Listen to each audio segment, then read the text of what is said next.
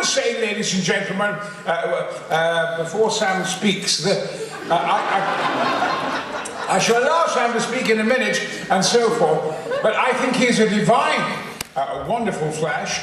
As a boy, I saw the black and white version with Buster Crabbe. I tried to get him in the film with Dino in the opening scene, that he would take Flash to the plane, and he wouldn't wear it because Buster Crabbe was 6'3", 4", in great form, silver hair, and he begged to be in it. And but he was a great Flash Gordon, but didn't compare to Sam.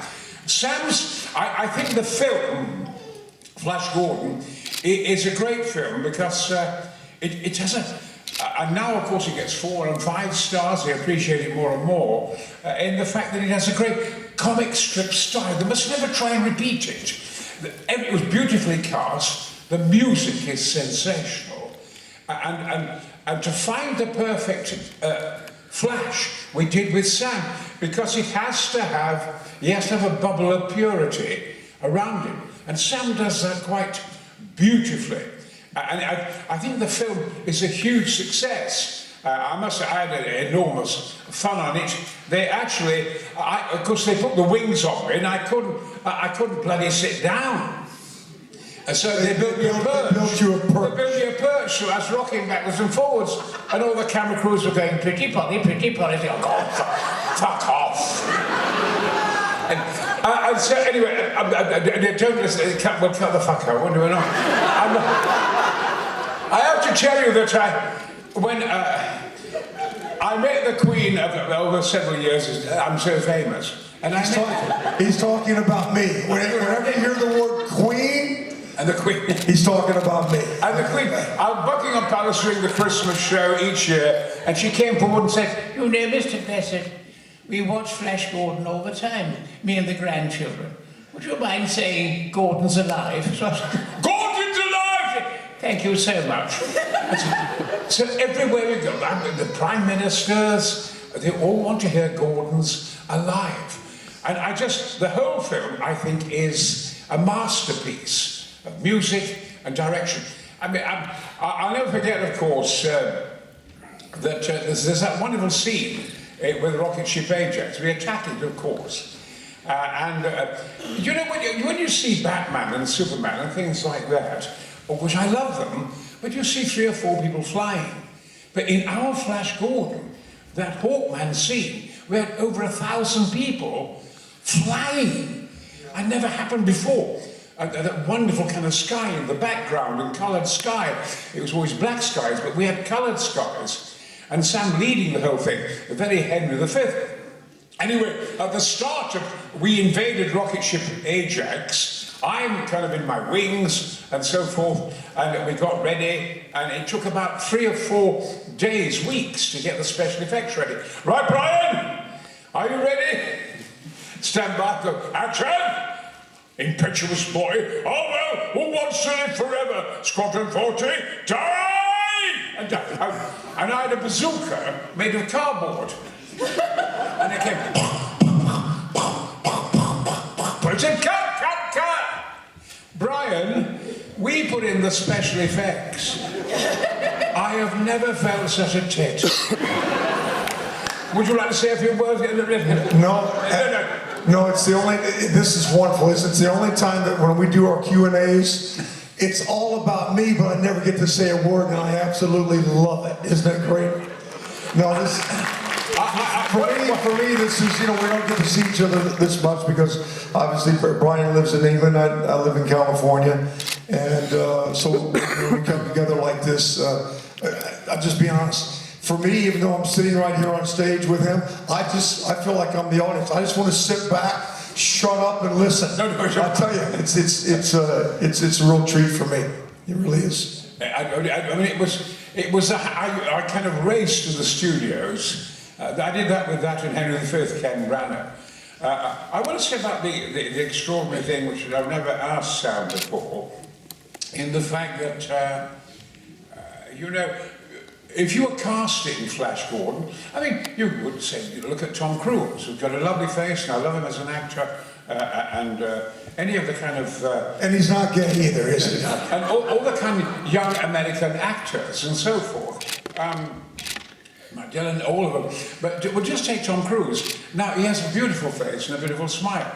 But you can put a camera in a certain direction and he will look sinister slightly. Now, with Sam, when he appears, whatever camera angle, Sam looked pure. So to cast the perfect Flash Gordon, and I've always felt that Sam has within him this great purity. And then we had the Shakespearean actors in the production, very experienced actors, Max von Sydow as Ming. At the end of the film, when Ming is dying, etc., Sam, that machine comes forward and everyone says, stay still, Flash, says Dale, and this machine comes across him because it kills people. And it says, hail Flash Gordon, saviour of the universe, you have saved your Earth. And there was a pause.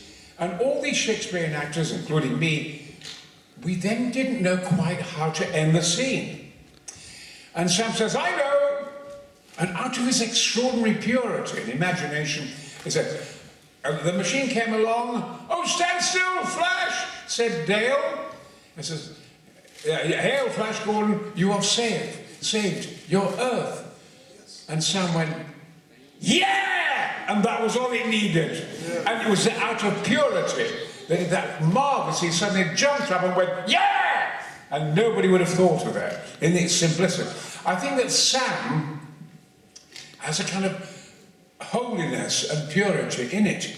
It's very fascinating that the idea that it was easy for the actors to play their parts. Not so. A lot of the actors struggled in scenes of this, that, and the other. And Max von Sydow, I don't know if you know this, who played Ming. Tell them the story about who. Tell them the story about who Max found in his room. And he suddenly came to Max. He came up to me on my perch and said, Brian, I don't know how to play Ming. What? Because I'd seen him in all the Bergman films, being sensational, in The Seventh Seal, this legendary actor. I don't know what. I said, well, I saw you, Max, in the Quella Memorandum, torturing somebody, and you cracked your finger. And I said, that is me, in the fact that he's a wizard. Yes. He's a magician. And he uses his hands, and he's also, he's very sexual, in the fact he has potions for his women. I mean, he even attacks Dale a little bit, invades her privacy. He's a sexual creature. Use your hands. And he did. That sounds very big-headed by me. And so when you see him come on, and particularly in the scene, brilliant scene, I think between Flash and Ming, in my palace, my Hawkman's palace, when they're alone, the twosome, I think that's reminiscence of the devil and Jesus. And the fact that the devil in the Bible, for 40 days and 40 nights, Jesus goes out there, and the devil then tempts him. Come on, you can get water, you can get wine, you can change that rock into meat and food. You're the Son of God. And Ming tempts Flash. He offers him a kingdom. He offers him an earth. He offers him things. And he says, I've never met your like before. And Sam conveyed it beautifully. With fabulous purity. So I think, of course I'm wonderful as Vultan. I mean, I'm without doubt the greatest actor in the bloody world. I'd like to say, I'd like to say here and now, let's make this clear that Sir Ian McKellen, Sir Derek Jacobi, Sir Kenneth Branagh, Sir Patrick Stewart, and all of them, compared to me, are absolute shite.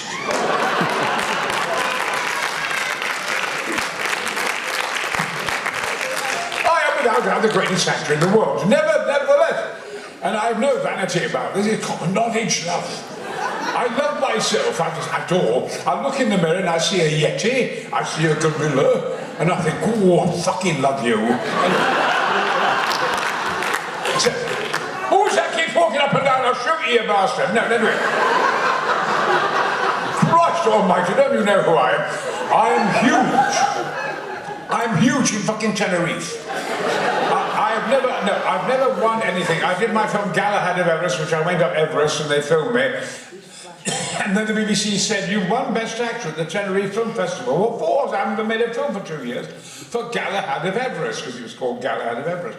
So I don't act in it. I climb a bloody mountain, I don't act in it. And I went to Tenerife, and there was Robin Hood, Prince of Thieves, Kevin Costner, and Daniel Day-Lewis, the last of the Mohicans on my right. I went on the stage in Tenerife. I said, thank you very much for this award. And they gave me, and it was a bone on a rock. And I took it back home and my fucking dog ate it. That's the only thing I've fucking won. And my dog ate it, that bastard. Sorry, I'm not supposed to swear. I also would like to say that in Flash Gordon, there's fucking dwarfs got in my eye line all the time, you know. It's like and I'll never forget the number two once said, Mike, the director, said, you can direct this bit here with Brian. And he said, oh, just right then, I'm doing this shot with Brian at Ming's Palace at the beginning, and I would like to say quietly that without doubt, Brian is the greatest actor who's ever lived. Isn't that right? Yeah. And he needs absolute silence. Is there anything you want, Brian, before we do the text? Get those fucking dwarfs out of my fucking eye line! Because I did this because these dwarfs, love, these dwarfs were in these uniforms and helmets, and they couldn't breathe. There's the only way I could keep them happy. I insulted them all the time, and this, that, and the other. But there was a point in it, in the beginning, in which suddenly Ming's daughter brings on, they suddenly shouted, Deep Roy! Calling Deep Roy! And I thought, I'm going to see Geronimo. I'm going to see a giant. And on walked a guy 18 inches high. And it Deep Roy came on. And he said, you know, Brian, he said, he sat with me, he said, no, Brian, he said, I'm not a midget, and I'm not a dwarf. I'm perfectly formed. I've always meant to ask him how big his cock was. I know you didn't expect this first thing in a morning, but these are things you do. I must say, there's one thing where Flash comes to my city, and the guy playing Clytus, Peter Wingard, who could be edgy, nice guy, but always a bit prickly, you know. And Flash, of course, in the middle of the scene, and Baron, they pick up the Clytus, the evil Clytus, and throw him on the spikes on my set, and it kills him. And Peter Wingard, with wonderfully vain, said, I don't think I should die. I don't remember. I don't think I should die.